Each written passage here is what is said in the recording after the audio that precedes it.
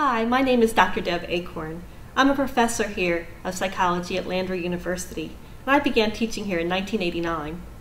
I got a BA in psychology from the University of Virginia and a PhD in social psychology from the University of California, Santa Barbara.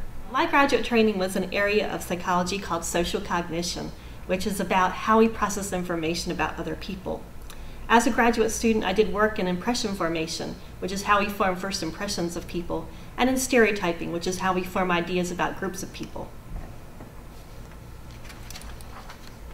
So what is social psychology? Well, we define social psychology as the study of the actual, imagined, or implied presence of others, and how those others influence our thoughts, feelings, and behaviors. But we're always focused on individuals. We look at individuals and see how other people affect the individual. So some examples of topics we study in social psychology are, well, how do people affect your performance? So the presence of others can sometimes affect your performance where you actually do better, and sometimes they affect your performance where you do worse. So we study the differences. We also look at how others affect the events in an emergency situation. So if someone's in an emergency and needs help, how will the presence of others affect whether or not that person gets help? We also look at how the individual understands the people around them. How do you understand who someone is?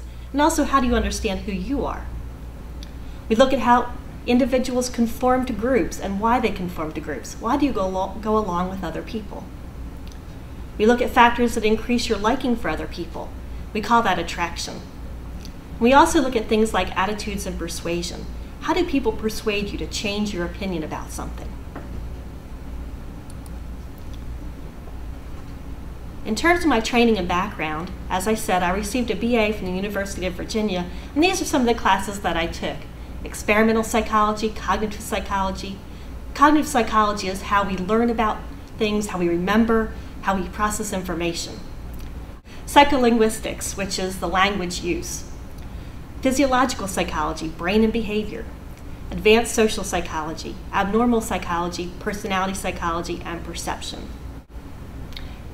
As an undergraduate at the University of Virginia, I was involved in a number of research projects. In one project, I helped a graduate student who was conducting a study about how we perceive perceptions of motion, objects in motion. So what I did was I helped her by videotaping people who are trying to get objects to spin in place. Also, in my undergraduate studies, I did a senior research project. And in this project, what I was doing was conducting a study about how we use language. When we're asking for something from someone, we ask a favor, or we're making an offer to someone. You know, you're going to do something for someone. How do you do that with language? In the study, we were looking at how people use language when they are in different positions of power. So if you're the subordinate person and you're asking your boss for something, how do you do that? Or if you're the person who's the superior person, the boss, and you want to get your employee to do something, how do you do that? What kind of language do you use? As an undergraduate and as a student, I was involved in a number of different summer jobs. Some of them were not so important, but some of them had great impact on me as a professional. Probably the one that had the most impact was when I was working in the hospital. There I was a nursing attendant on a spinal cord rehab unit for the University of Virginia's hospital. And what we did was we were working with patients who had some kind of damage to their spinal cord. And so they were either partially paralyzed or they were fully paralyzed. And they were trying to recover their functions. That had a lot of impact on me. It was a very profound experience to see these people and the struggles that they were going through. But it also got me interested in neurology, in physiological psychology, in brain and behavior, how those things work. Another job that I had as an undergraduate was I was a student assistant for the editorial staff of the psychology journal Child Development. And what I was able to do was see how do people put a journal together, how do they submit work, and how does that go through that process.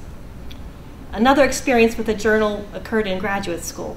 There, my advisor was actually the editor for a journal for a time, and he had his students in a class where we read through these different research articles and we asked ourselves questions.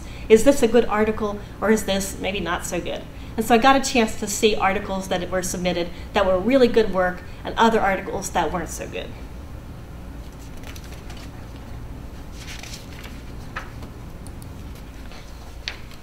At the end of my undergraduate career, like you, I was trying to decide, well, what am I going to do next here? What kind of field do I want to go into? I knew I wanted to go into some area of psychology, but I wasn't sure exactly what. So I considered a number of different areas. I considered experimental psychology, sensation and perception, physiological psychology. I considered cognitive psychology, which again is about learning and memory. I considered social psychology, and then the area of social cognition, which is what I went into, where we combine the ideas from cognitive psychology about how we learn and remember things to people. And we combine that with social psychology. How do we process information about people? How do we understand people? And how do we understand ourselves? What do we remember about people? I chose to go to the University of California, Santa Barbara, as you can see. Really nice place to be. I got my PhD in social psychology, again in the area of social cognition. And as I said, my training was in impression formation and the formation of stereotypes. But I also did a specialty area where I looked at self-concepts, how we form ideas about ourselves, how we understand ourselves, how we form self-esteem, and how we present ourselves to other people.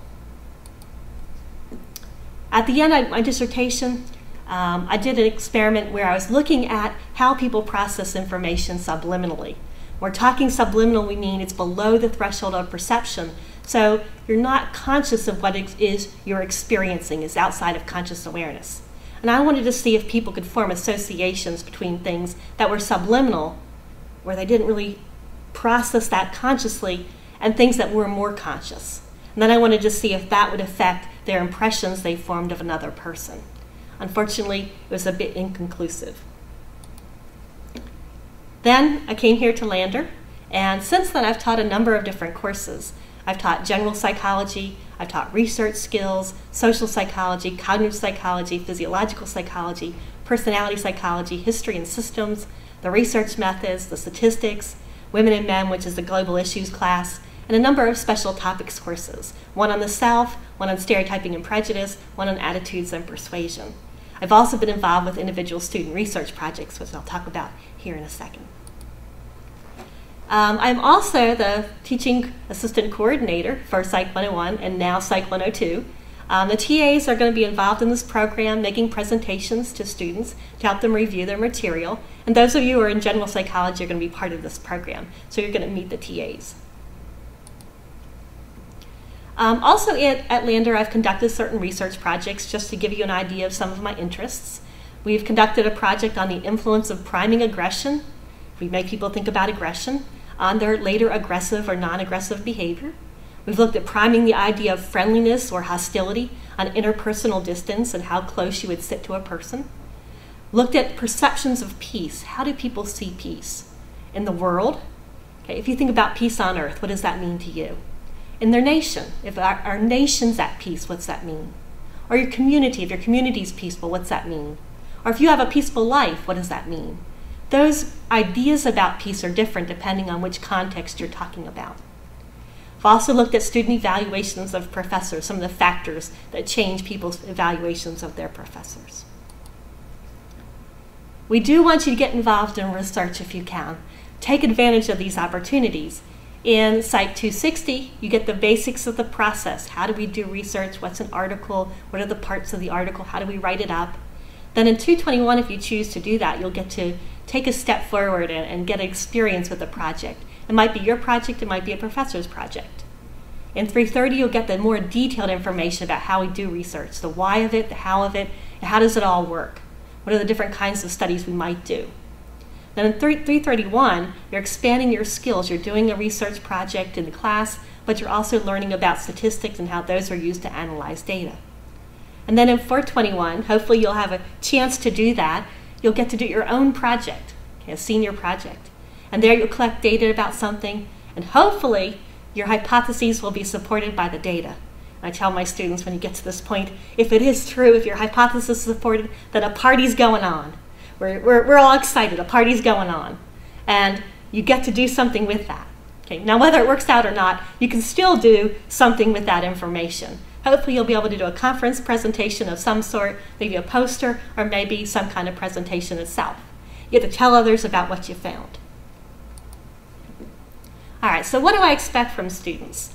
First, I expect you to be self-motivated.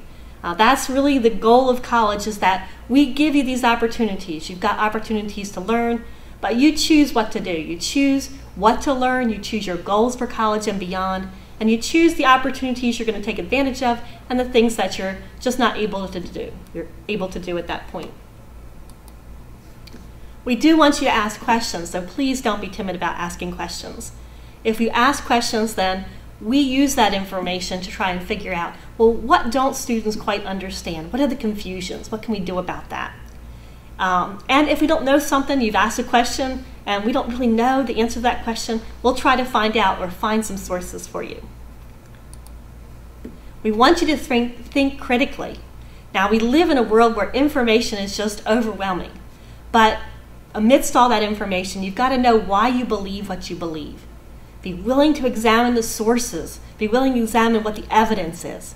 We say be open-minded but skeptical. Open-minded means you're open to new ideas. Skeptical means, well, okay, show me the evidence.